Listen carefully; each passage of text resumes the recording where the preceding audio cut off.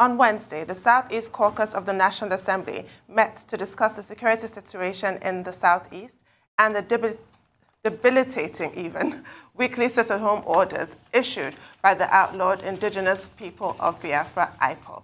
After the meeting, the Southeast lawmakers reviewed the sit-at-home orders and expressed regret over the incalculable economic losses and hardship they have brought on the region.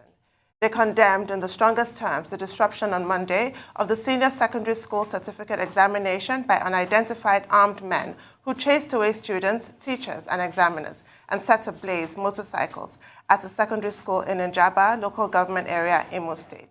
The lawmakers also resolved to intervene and engage the Nigerian government on finding a political solution to crisis in the region and on the detained IPOB leader, Nnamdi Kanu.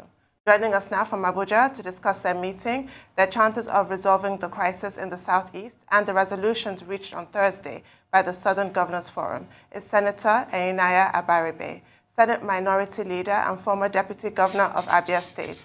Good morning, Senator, and welcome to the program. Good morning. Always a delight to be here. Well, Senator Abaribe, I think Tundu already identified the major issues. Please, could you share with us the purpose of the Southeast Caucus meeting, the outcome, the major decisions reached, and next steps by that Southeast Caucus, particularly with regard to IPOB and the continued detention of Mazi Nnamdi Kanu?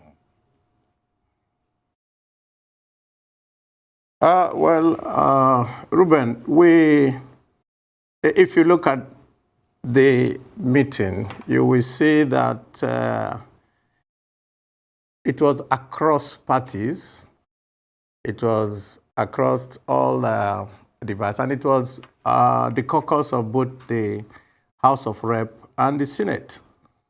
And the idea for us was that we had looked at what was happening. It's our constituents that are bearing the brunt of all that has been going on there. And it was necessary for us to take a stand. And that was what we did. And you could see the communique that we issued after the meeting. Basically, that IPOB itself had said that they had called off the sit-at-home.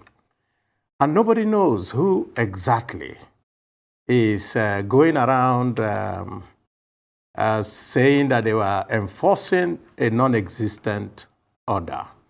The spokesman of IPOB is Imo Powerful, who had issued a statement to that effect. And I think Governor Peter Obi said it the other day that maybe some other actors have joined, criminals, cultists, all manners of people, and are using the sit-at-home to perpetrate mayhem in the Southeast. And we all condemned it in its entirety. And we also felt that if the grown-up, let's say the reason for all this has to do with the incarceration of Nnamdi Kanu, just like we had done earlier, that we should try to engage the authorities and make sure that we can find a solution that will be palatable to all sides. And that's exactly the kernel of what we discussed. Right, I want to talk about that possibility that you feel exists of a political solution to the current incarceration of Nnamdi Kanu. What exactly is the likelihood of this political solution? What angle are you approaching negotiations with the Federal Republic, if at all you're considering that? Can you take us through what you're thinking in terms of plans for that? Well, I guess that there is nothing that you cannot be negotiated. There's nothing that you cannot come and say, let us have a discussion on. And we intend that we will also engage the authorities, the federal authorities. And, there are two aspects to this. If we can find a resolution, a way forward, then we will approach the legal side, because we know that there are some legal issues also involved there. It's not going to be easy. We do not think that it's just a walk in the park.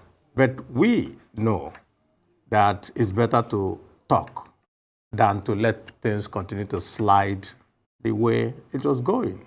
Because you could see that it degenerated into not even letting children go to school and all that, go take exams and so forth. And that's not in our character. And we felt that we need to come in and decisively step into the matter. Of course, with every other stakeholder, the Ohanese, the governors, and every other person, we think that there's still a chance at a negotiated settlement. Oh, and we'll come back to you, Senator Enyinnaya Abaribe, and we'll talk some more.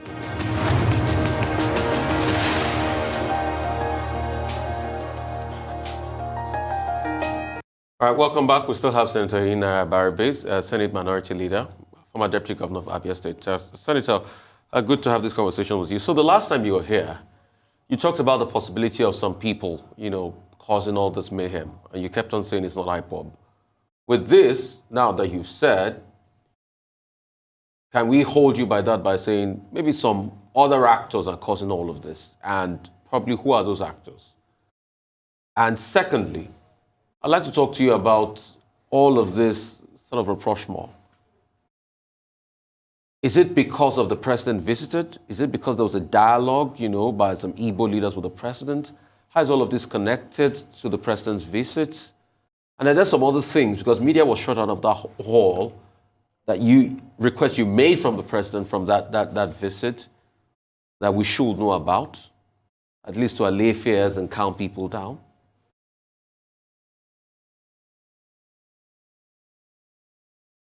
Well, if I take what you said earlier, first of all, IPOB on its own said that there should be no more sit at home, and that people should go about their businesses, legitimate businesses, and all that. Yet, there were some people who attacked people who were going about their business, saying that, that there should be a lockdown, meaning that nobody now knows who was enforcing what. And that's why we felt that those who are enforcing it could not have been the people who also said, let there be no sit down. That is why we are saying that it must have been elements that we do not know. And we actually also suggested that both the governors and the security agencies work hand in hand and fish out those who are doing this, because this is detrimental to our welfare and the economy of the Southeast. On the matter of what was discussed with the president, I wasn't there, but I know that the speech that was read by the president of Ohanese was released to the press. And in all, what everybody wants is to have peace in your place, because without peace, you can't have any development, you can't have any movement, you can't have anything. And I think that each and every one of us pulling from different strands will probably bring to to our people the required resolutions of, that they want. Secondly, we also feel that there is an attempt to introduce into the Southeast something that is alien to us, which is these incessant killings and assassinations and so forth. It doesn't have, it's not us. Our ethos as Igbo is Onyagala one. We don't forsake your brother. So the brothers are killing brothers, and that all these type of things are happening, we think is alien to our character. And that's why we feel that the sooner every other person comes in and we find out who and take out those who are doing this, the better for every one of us in the Southeast. That's exactly the situation now. Well, Senator, two quick things. The Southern Governors Forum, 17 governors, some of them represented by their deputies, met yesterday in Enugu, and they came up with a number of resolutions with regard to fiscal federalism, the Petroleum Industry Act, the commercialization of the NNPC, open grazing, and also particularly VAT, which they say should be collected by states. What do you think about this Southern Governors Forum, who again, like the Southeast Caucus that you referred to, met along bipartisan lines? And then secondly, yesterday, one of the strong members of your party, Femi Fani-Kayode, was seen in Aso Villa paying homage to the president and being announced as the newest member of the All Progressives Congress, a party he once described as the Almajiri People's Congress. So he's there now, and he's one of a series of persons who have gone to the APC. He even said some other governors, Bauchi governor or your governor, and some other governors will follow suit. It looks like the PDP is just losing all its prominent persons. How does that position your party for 2023 and the capacity of the party to move from being a minority party into a dominant majority party in 2023?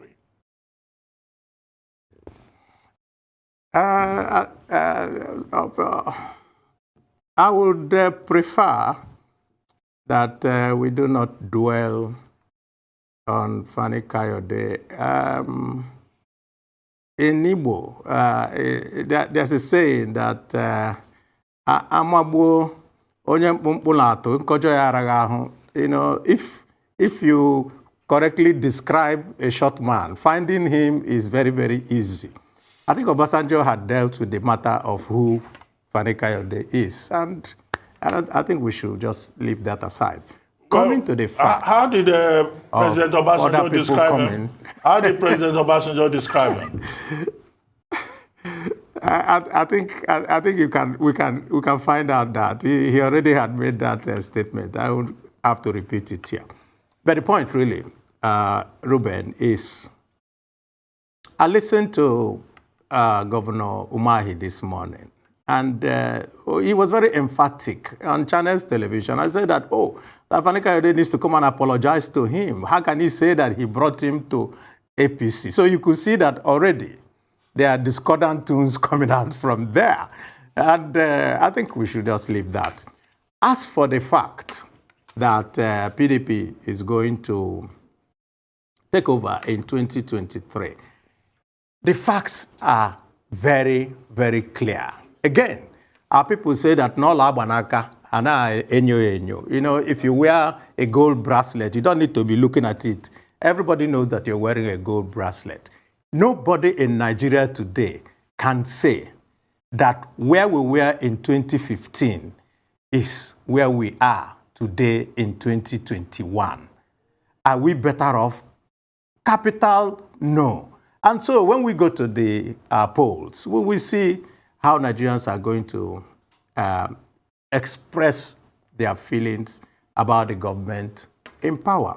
So we're not bothered about a few people who decide to make their decisions. It's their personal decision where to go. I will not go anyway. So I have nothing to talk about that, Ruben. The Southern Governors Forum meeting in Enugu.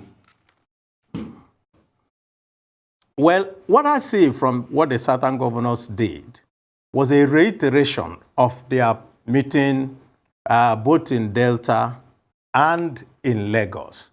And all that they have just done is that they continue to reiterate it. Presidency must come to the South, fiscal federalism to be enforced, and VAT collection. Of course, they are very right on VAT. VAT is not there in the exclusive list. VAT is not there on the concurrent list. And therefore, VAT is residual. Residual means that the states can make laws for it. And I don't see how we can. In fact, if they want my advice, what I would say to the federal government is rather than using FIRS to be dragging unnecessarily. They should call all the attorneys general of the states, sit down and hash out a resolution of this matter. And that should now take care of that. You know, we can't be a federation. And then some people are breaching the law. The law is clear. VAT is not in the exclusive nor concurrent list. So the federal government has absolutely no say in that matter. I can understand the history. And I watched Ijewere yesterday when he said, this is how we came to this point, and this is what happened. And we can take in all those historical facts into consideration and our present realities, sit with everybody and hash out a solution, which is what federalism is all about. While still on the issue of the Southern Governors Forum, they also reiterated the importance of regional security. So my question is, what has happened to Ebube Agu in that clash with the ESN? And that also raises the issue you referred to earlier about the political solution, possible political solution for the current incarceration of Nnamdi Kanu, as opposed to a legal solution, because we haven't really seen the latest charges brought against him, but we can well imagine. In the last couple of days, the presidency has reiterated the fact that IPOB is a proscribed group, and presidential spokesman Garba Shehu mentioned how IPOB has regularly murdered security services and innocent civilians. So how will that Ebube Agu and ESN conflict in the Southeast be resolved? And how does that designation of IPOB, and therefore its leader, in these terms, how does that affect your attempt to find a political solution for his release? Well, I wouldn't be in the best position to talk about Ebube Agu because that is exactly the job of the chief security officers of the Southeast. Their job is to have that regional outfit. They signed up to it. They told us about it. They came together and informed the whole world that they have it. So I guess that they are in the best position to do so. As for the fact that the IPOB is proscribed and therefore you can't talk to them, and I do not think that that is correct. The fact is simple. They are showing that there is sympathy for them. And if you are in charge of a nation of diverse interests in the manner that we have, there must be a way for you to resolve issues without being unduly legalistic. And I've said it here before. IPOB and is whatever they are doing now and the tag that they are giving them is the fault of the federal government. How can you, I repeat, how can you leave people who have been able to shoot down a military aircraft and you don't call them terrorists? And you now say, oh, these ones who are running around here are terrorists and you will never talk to them. Yet, you are talking to those who shot down an aircraft. And so that is where the problem is. If the government is interested in having peace in our land, which is the first order of business of a government, which is the welfare and security of our people, then the Constitution, you have to explore all options. You don't write off one option and say, we won't do it. You write it off, the matter continues the way it is. Who loses? At the end of the day, the presidency of President Buhari will go into history. Whatever is false is this thing, there will always be a reckoning in history. And if you want to be seen as the man who led Nigeria into its disintegration, then that is his decision to take. And so we have said we are ready. We are part of the Southeast. We know some of the people who we can all bring together, governors, Ohanese, clergymen, everybody, and say, let's talk. And we have always said that. When I came here last time, I also said the same thing. I said, let's talk. Why wouldn't we talk? And so, for us from the Southeast, something is very, very difficult for us to comprehend. You're very willing to go and talk to foreign Fulanis who are invading Nigeria and causing mayhem here.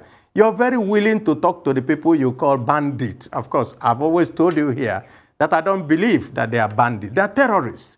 It's just that we're giving them a beautiful name. You're willing to pay ransom. You're willing to do all manners of negotiation with them, and we saw it.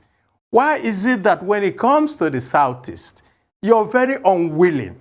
You want to bomb them. You want to do that. And I'll say one final thing. When you live in a country and your military is conducting sorties, air sorties, within your territory, I don't know what else you can call it. And so I don't like us coming and just pretending that there is no problem. We are in serious problem, and we need to deal with that. All right, we'll take a short break. We'll come back to you, Senator Mubarak.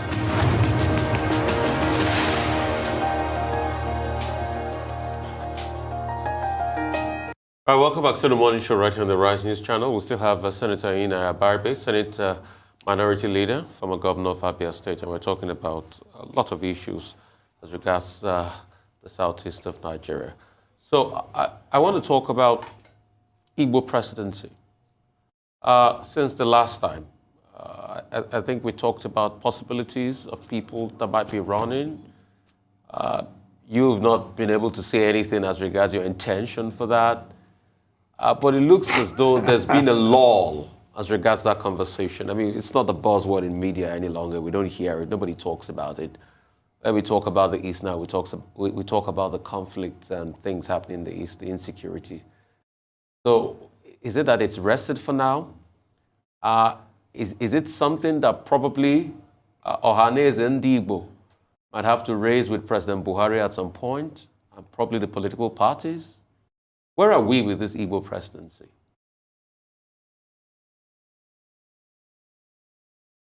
Well, Rufai, first of all, running for any office, you have to do it within the milieu of a political party, especially as the fact that we do not have independent candidates. Two, let me borrow the words of my good friend IPOB, who said that Nigeria is an engine of a vehicle that has knocked. And once that you don't go and look for a driver for a knocked engine, because the vehicle will not move. So what you need is a mechanic, a good one that can repair the engine. And I think that there are very good mechanics in the Southeast, just like there are mechanics everywhere, but very good mechanics in the Southeast. What has led to what you think is a lull is that both parties are going through a period of getting the party leadership set. And it is only after that that you will now see people come out to say, I would like to put my heart in the ring. And I think that it's a process that we are going to see in the next few months. As for myself, I do not think that those who are doing the job of presidency today are much better than me. So when the time comes, I will let you know, Rufai, whether I will do much, much better. But like I said, the best mechanics are in the Southeast. Okay, thank you. Well, okay, a number of issues that you addressed at that Southeast Caucus meeting. One of them is the sit-at-home order and all of that. The other is the Nnamdi Kanu case. The meeting resolved that a committee will be set up to engage with federal government stakeholders to find a solution to the continued detention of Mazi Nnamdi Kanu and that the Southeast Caucus will report back to Igbo on a regular basis. Now, when is that committee going to be set up, and what kind of intervention is the Southeast Caucus going to bring forward, considering that the matter is already in court? The second thing that was considered also was the attack on that command secondary school in Njaba Local Government Area of Imo State. Students who were not allowed to write their English papers in the current ongoing school living certificate examination. Is the Southeast Caucus going to make any effort, or has any effort been made to engage with WAEC, the examination body, to ensure that these innocent children do not all receive absent, a categorization of absent in English language, considering how important English is to any form of future admissions for these young persons at the tertiary level, that is. Yes, I know that there is an Ohaneze committee that is engaging with that. That is trying to find what are the alternatives that we can make for these innocent children. They are innocent. They don't have anything to do with all these things, and they are suffering for it.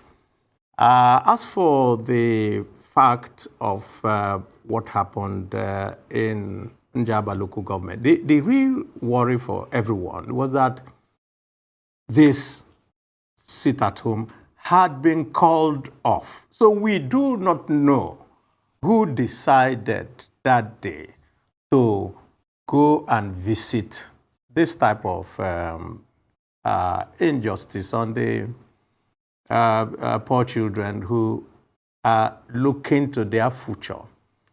And I think that's why a lot of people felt that these were not people who cared for their people. These are hoodlums and all manners of other people who are cashing in on this to do the whatever they have in mind to do. It's also possible that those who want to discredit another group may decide that, okay, let us also go to do this and blame it on that group. And so there are just too many scenarios that you can run. But all we are interested in is making sure that this does not happen again. So we are interfacing with Ohaneze, we are interfacing with the clergy to be sure that we find out. We're also interfacing with the governors because they also have superior information than us about what is going on and how we can tackle it. And I think that at the end of our deliberations, we will do so. We're having another meeting when we come in next week, and I think that by the time we have that meeting, that particular committee will have been set up. We're not going to announce the committee because it's unnecessary.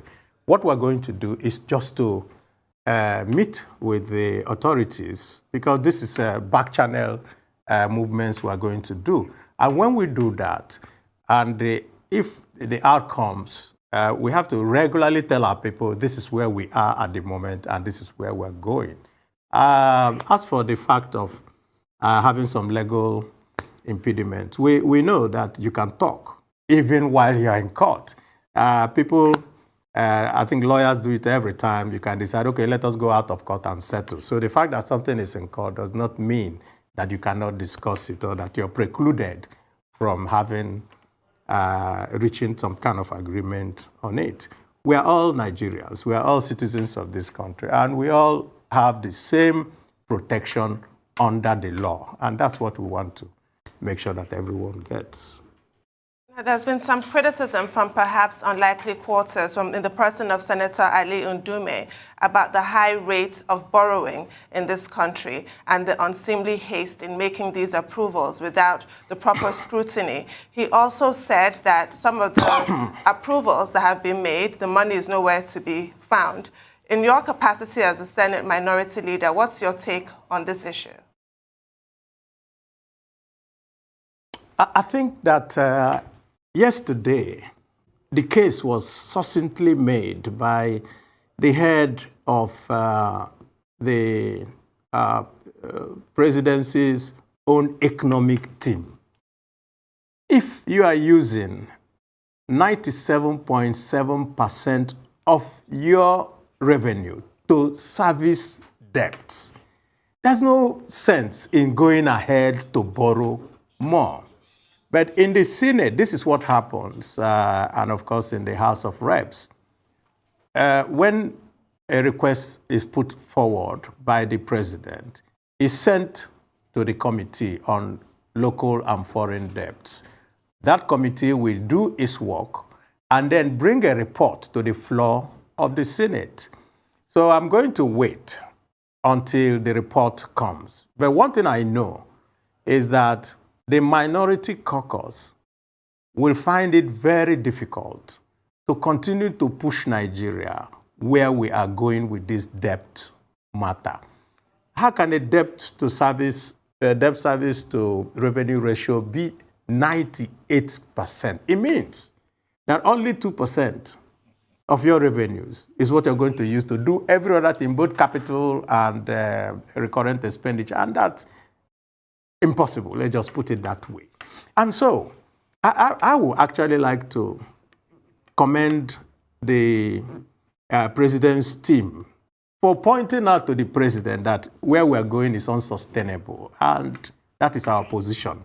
Where we are going with this debt is unsustainable. And we cannot accept such position. I think what they should just do is, we were able to manage this economy. The PDP was able to manage this economy and made it so, and we're just surprised that in 6 years, we have gone, and just like Emir Sanusi said, we have wiped away the gains of the last 30 years in 6 years. That cannot be a fitting legacy for someone that was presented to us as a savior. Well, thank you very much, Senator Abaribe. We would like to thank you for your time and your contribution.